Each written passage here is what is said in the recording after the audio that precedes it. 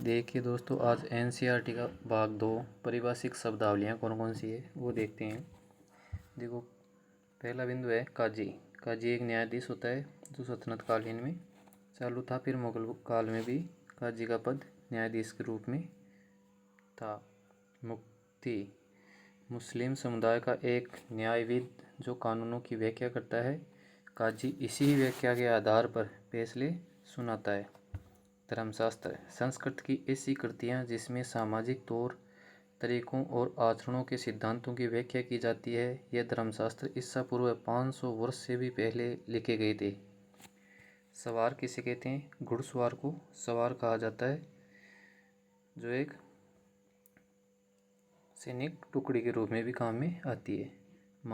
Musket पैदल सिपाहियों द्वारा इस्तेमाल की जाने वाली एक बंदूक होती है जिसे मस्केट कहा जाता है। मैचलॉक शुरुआती दौर की बंदूक जिसमें बारूद को माचिस से चिंगारी लगा दी जाती थी, उसे मैचलॉक कहा जाता है। महल ब्रिटिश राजस्व दस्तावेजों में महल एक राजस्व इकाई थी। यह एक गांव और गांवों का समूह होती थी।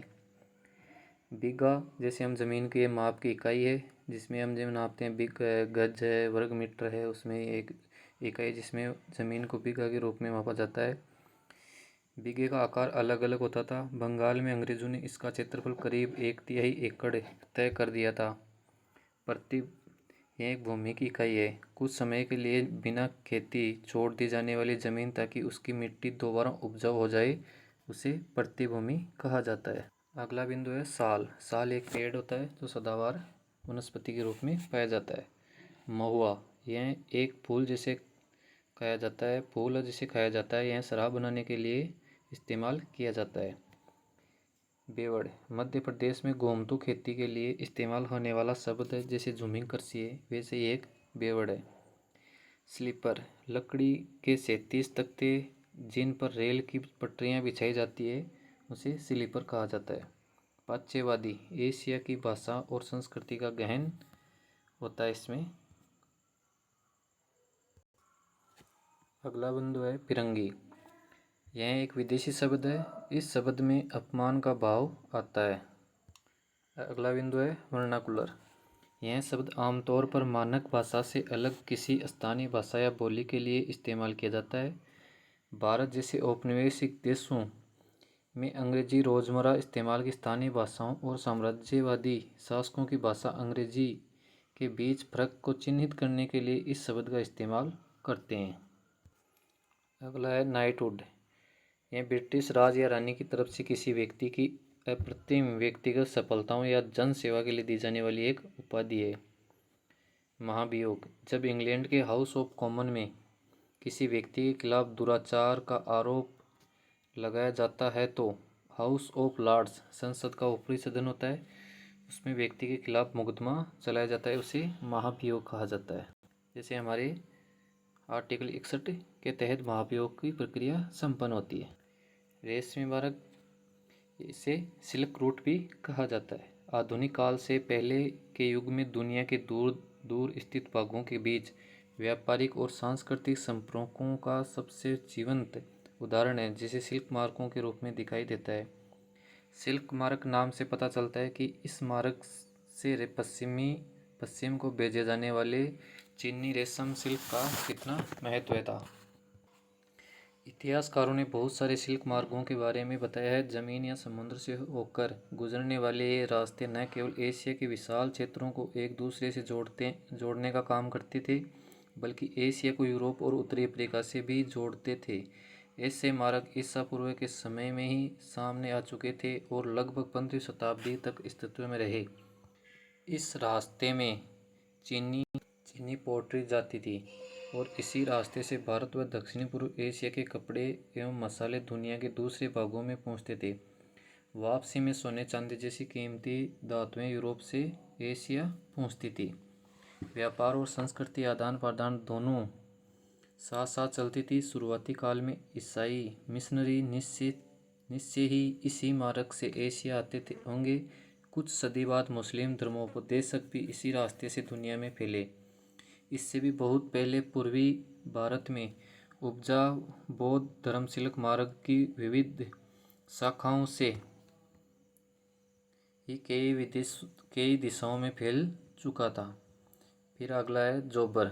इसे अलग अलग इलाकों में सरदार या मिस्त्री आदि भी कहते हैं। बहिष्कार, जैसे हम किसी विदेशी वस्तुओं का बहिष्कार करते हैं, जैसे 1857 की क्रांति में वस्त्रों का बहिष्कार किया गया था, उसी समय यह एक बहिष्कार शब्द है। किसी के साथ संपर्क रखने और जुड़ने से इनकार करना या गतिविधियों में हिस्सेदारी, चीज़ों की खरीद व इस्तेमाल से इनकार करना, आमतौर पर यह विरोध का एक रूप होता है। बेगार, बेगार बिना किसी परिश्रम के काम में लेना, यानी बंधुआ मजदूरी के रूप में पैसे नहीं देना और अपना काम करवा लेना, उसे बेगार कहा जाता है। अगला है गिरमिटिया मजदूर। औपनिवेशिक शासन के दौरान बहुत सारे लोगों को काम करने के लिए फर्जी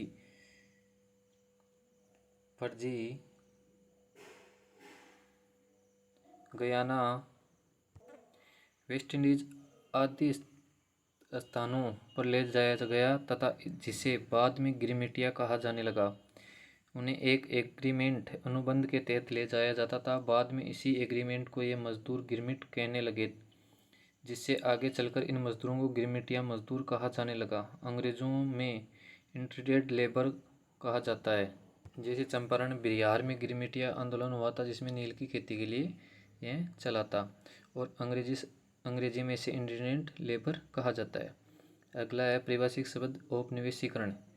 जब एक देश पर दूसरे देश के दबदबे से राजनीतिक, आर्थिक, सामाजिक और सांस्कृतिक बदलाव आते हैं तो इस प्रक्रिया को औपनिवेशीकरण कहा जाता है। अगला बिंदु है रेजिडेंट। गवर्नर जनरल के प्रतिनिधित्व को कहा जाता है था। उसे ऐसे राज्य में तैनात किया जाता था जो अंग्रेजों के प्रत्यक्ष शासन के अंतर्गत नहीं था। अगला बिंदु है पीतरादुरा।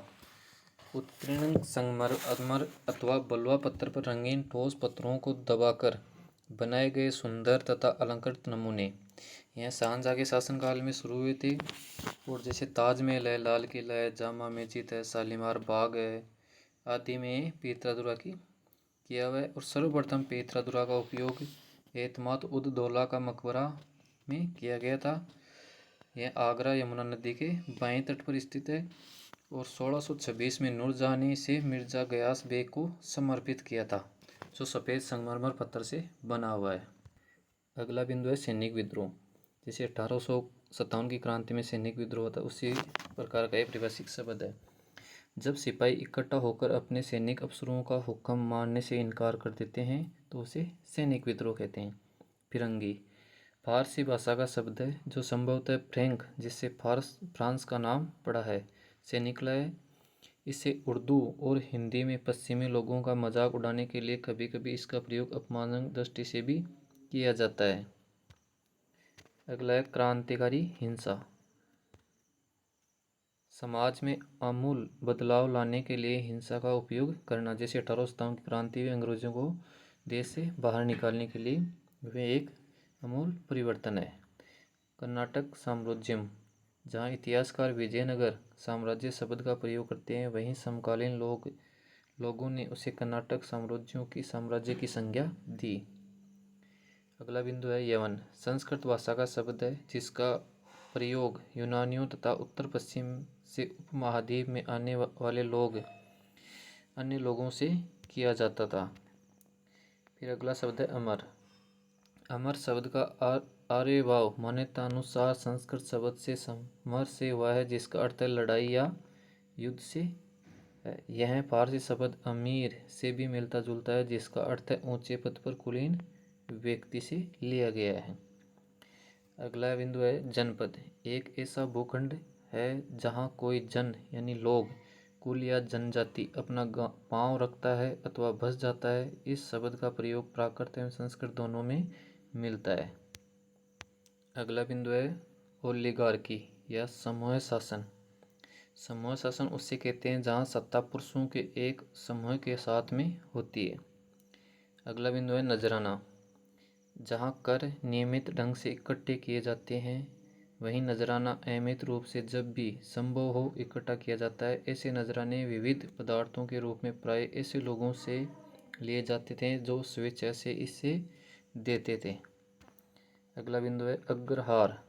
उस भूभाग को कहते थे जो ब्राह्मणों को दान किया जाता था। ब्राह्मणों से भूमि कर या अन्य प्रकार के कर नहीं वसूले जाते थे। ब्राह्मणों को स्वयं स्थानीय लोगों से कर वसूल का अधिकार था। पितृवंशिकता का अर्थ है वह वंश परंपरा जो पिता के पुत्र, फिर पौत्र, प्रपौत्र आदि से चलती है।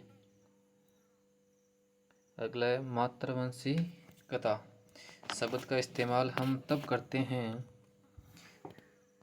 जहाँ वंश परंपरा से जुड़ी होती है। अगला बिंदु है बहुपत्नी। एक पुरुष की अनेक पत्नियां होने की सामाजिक परिपाटी उसे बहुपत्नी कहा जाता है। अगला बिंदु है हिंदू।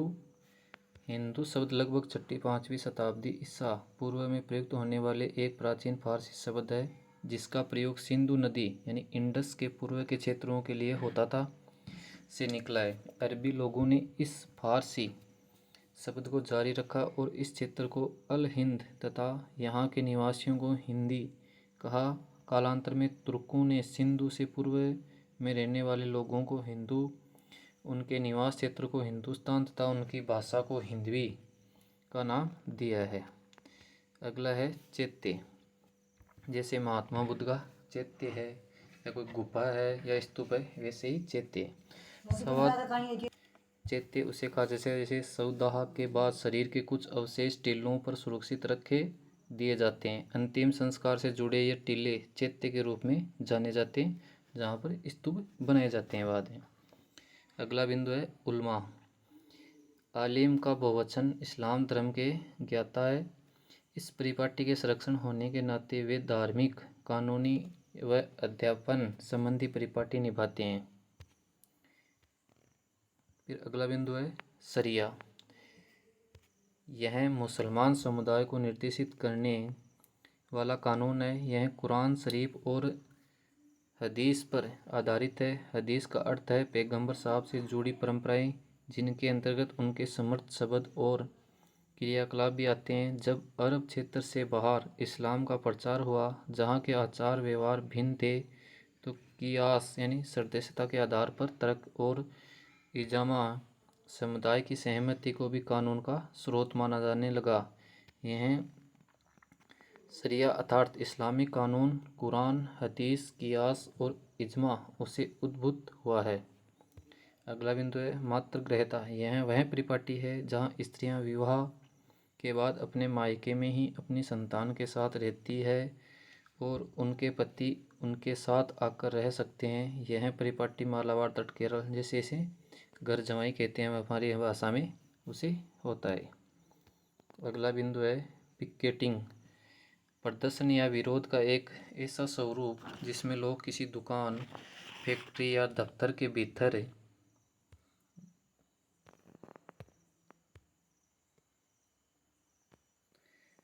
जाने का रास्ता रोक लेते हैं, उसे पिकेटिंग कहते हैं।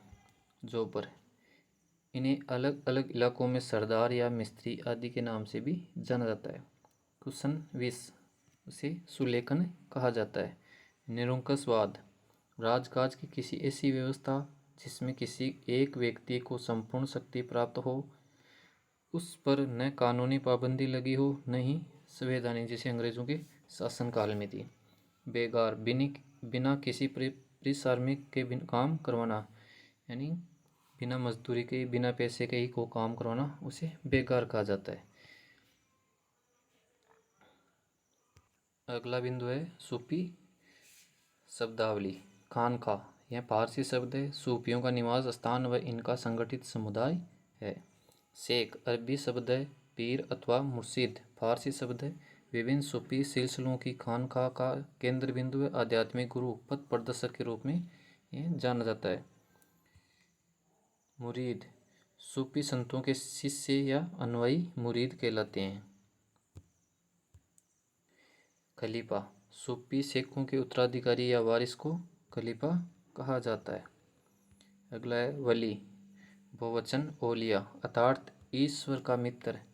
वह सूफी जो अल्लाह के निकट होने का दावा करता था और उनसे मिली बरकत से करामात करने की शक्ति रखता था।